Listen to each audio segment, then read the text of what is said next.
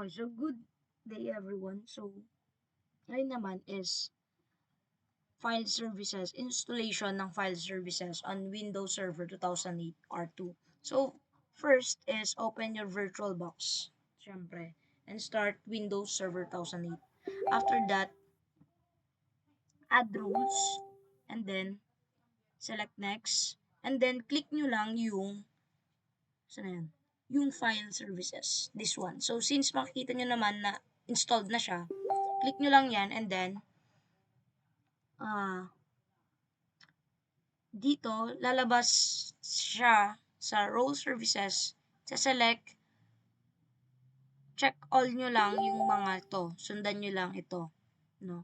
So, wag nyo isa-select yung, check yung tatlong nasa dulo. And then after that, read all the details under the confirmation, then proceed to installation. So, maglalabas siya ng confirmation. And then, after nyo mabasa ito and intindihin, no, click install. And then, after that, since nasa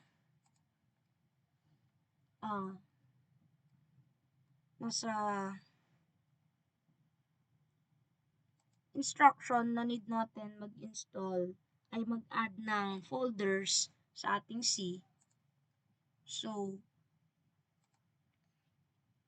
go to your computer and then local disk C, mag-add kayo ng folder na public, VBNet, C programs, yung inyong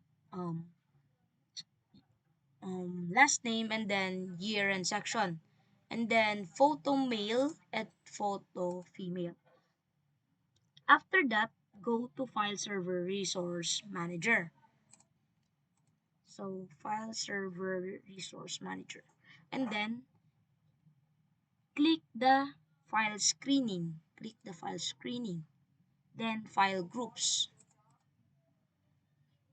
Right-click the file groups to create a new file group, and then tap in yung file groups, then select this create file group, and then sulat nyo yung file group name na ginawa nyo kanina sa C directory. So, unahin natin yung public folder, no? So, ayan, public, and then add nyo yung mga requirements sa public folder. So, we have .exe, .com, .vb, and .vbs. So, paano ba yan? So, ito, kunyari, public. And then, add nyo yung .exe, add. And .com, add. .vb, add. .vbs, add. So, ganyan siya. Ganito mag-add ng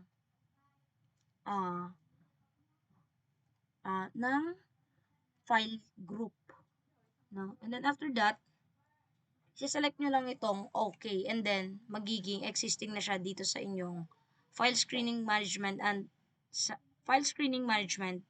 file groups, no?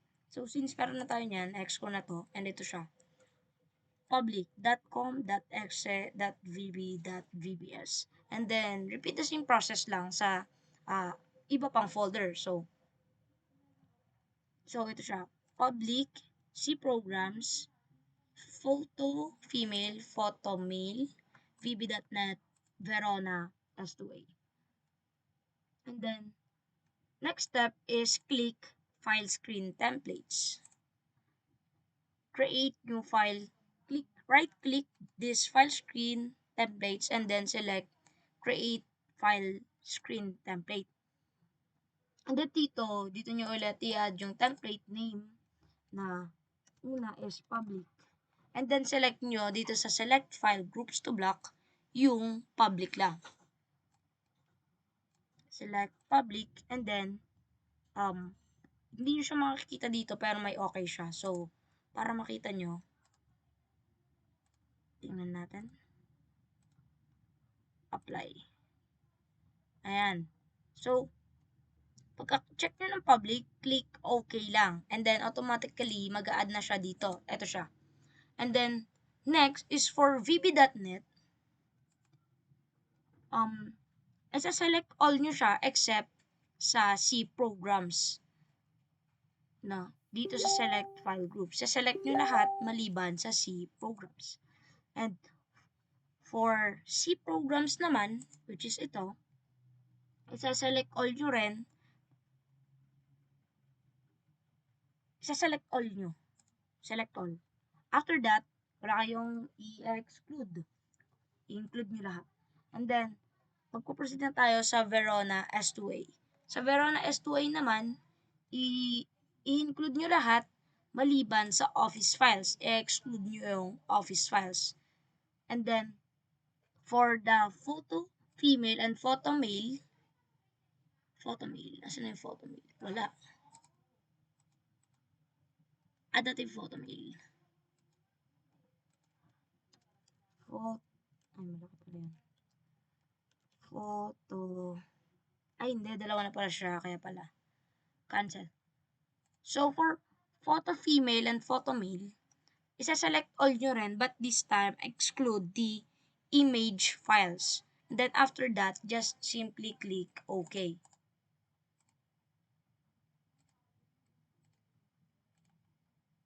And then, after that, go to Server Manager and click the Share Storage Management.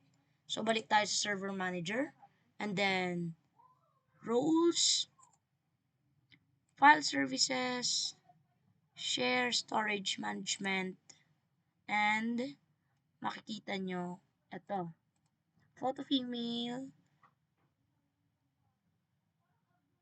So, since nagawa ko na nga siya, no, papakita ko na siya dito kung paano ginawa. So, click the provision share. Ayan. Right-click yung share and storage management. Right-click nyo yun and then click the provision share. Dito naman sa provision share, i-click nyo yung folder na you wanted to share. So, ayan. Dito is inuna yung public. So, ayan. Browse nyo lang and then select nyo yung mga folder na ginawa nyo kanina sa C directory. So, unahin yung public. Select nyo yung public folder, then OK. Makikita nyo nasa C directory and then folder name public. After that is simply click next. No? Then, after that is, ayan na siya. Lalabas yung mga NTFS permission. No? So, ang gagawin nyo lang is, next. Yan. Skip this by clicking next again. And then, dito,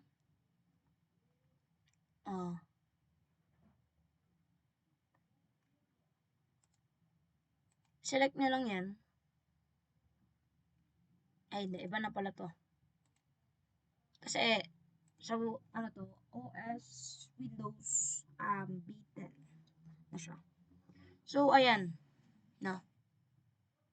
Ayun yung lalabas sa second step, which is NTFS permission. Click nyo lang yung default, and then next.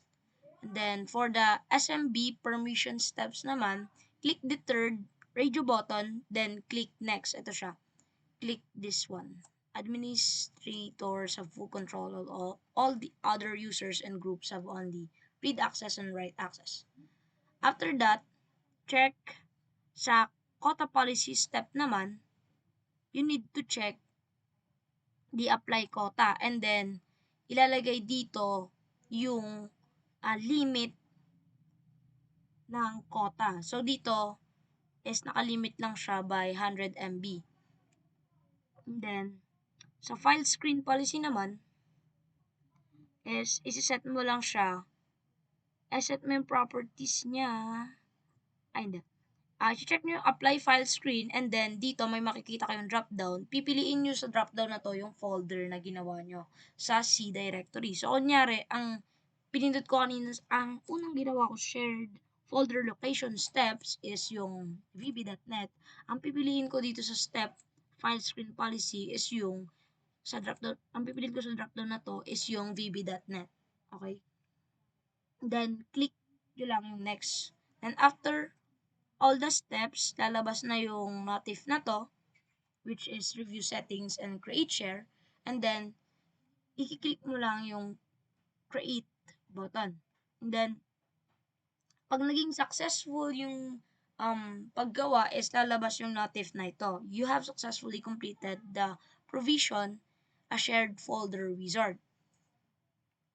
And then, after that is uulitin mo lang yung same process dun sa tatlong, 4 or 5 folder na ginawa mo, which is yung C programs, yung photo male, photo female, yung vb.net, yun. And then, sa folder S2A, hindi siya parehas ng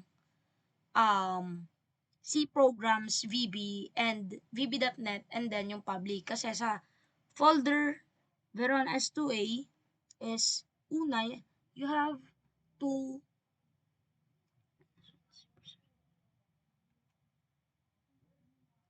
isa sa folder Verona S2A, di ba sa public is ang pinipindot natin is itong pangatlong radio button. But this time for the Verona S2A folder, yung pang-apat, yung users and groups.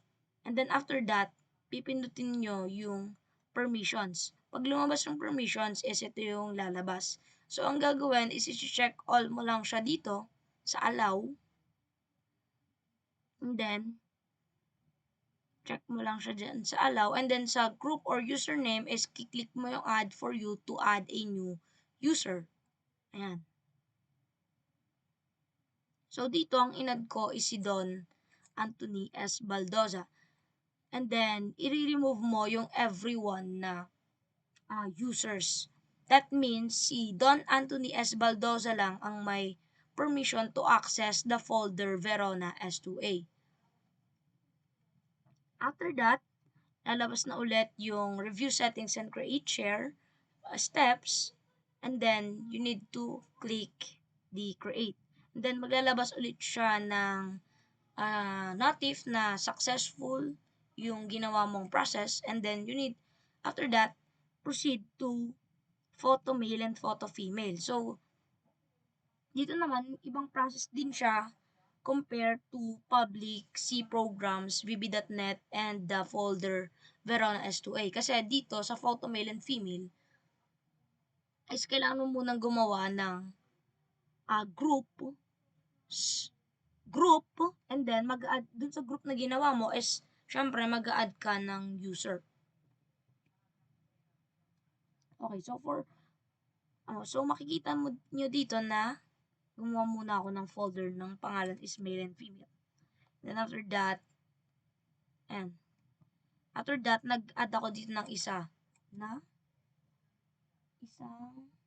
user, no? Which is, siya yung may access sa folder na yan. And then, after that, for photo female, repeat the same process lang sa ibang, sa Verona S2A na folder. And then, pagdating sa SMB permissions, is lalabas na ulit to, no? As you can see, sinelect ko muna lahat yan, and then, after that, nag-click ako ng add, and then, in-add ko si user Joey Ann S. La Vega. And then, after that, is, i-uncheck ko ulit yung tatlo na yan. Ang matitira lang is read, and then, add. And as you can see also, no, binura ko yung everyone na user. So, that means si Joey Ann S. La Vega lang may permission sa photo female folder. And, after that, ito ulit, review settings and create share step, and then, click the create button here. And repeat the same process on how you did the photo female. So, sa photo male naman, is, ang ginawa kong user na may permission lang sa folder na yon is si Gwyn S. Barte. And then, yun. Click the fourth radio button for you to add a new user for that specific folder. No? And then, after that, makikita nyo dito na yung mga created folders mo with its description. So, ito sila. Si Photo Female, Photo Male, Public, VB.net, VB.net point one, then si Verona S2A. So that's it.